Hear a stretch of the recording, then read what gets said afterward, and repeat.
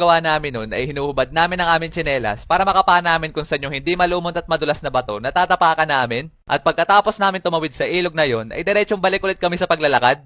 At makalipas ng ilang minuto na paglalakbay ay sa wakas ay nakarating din kami doon sa spot na lagi namin pinagliliguan. Talaga naman tagtag ang pagod at sakit ng paa nung pagsugbo ko kasi sobrang lamig ng tubig. Pero doon sa lagi namin pinagliliguan na yon, meron din doon mga muntik mamatay experiences yung mga tropa ko. Yung isa ay muntik malunod kasi pinulikat yung paa habang nalangoy. Yung isa naman ay muntik tumama dun sa malaking bato nung tumalon siya dun sa taas. Tapos yung isa ay nung nagmamalatarsan siya tapos naputol yung baging, talaga namang plakda yung pagkakabagsak niya sa tubig. As in mga yak-yak yung tropa namin na yun nung pag-ahon kasi hindi daw siya makahinga. Ako'y natatawang naaawa nga sa tropa ko nung mga oras na yun kasi yung harapan na parte ng katawan niya ay sobrang pula. At yun ang kanika nilang karanasan doon. Tapos ako lang, ang walang masaklap na karanasan doon dati. Pero akala ko lang pala yun. Kasi nung pagkatapos namin maligo at pauwi na kami, bigla lumakas yung agos sa ilog na pinagtatawiran namin. Wala kasi kaming ibang dadaan ng pauwi kundi doon lang. Hindi rin naman namin kayang hintayin na humina ang agos noon kasi hapon na. Kaya wala nang no choice kundi tumawid kami doon. Ang plano pa nga namin noon ay palihis kami maglalakad patawid para hindi kami madala ng agos. Takot nga ako ng mga oras na yon, kaya pinauna ko sila para ako na lang yung huling tatawid.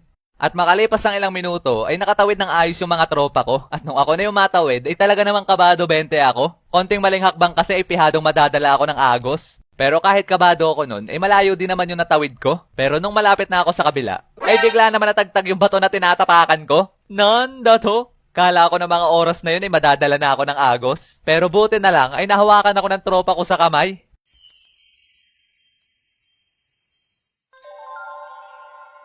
Oh, wow.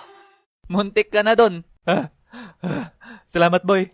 Kaya kayo mga repa, ay lagi kayo mag-iingat pag maliligo kayo sa ilog. Lalong-lalo na ngayong Semana Santa. Uso pa naman ang paliligo ng ilog ngayon.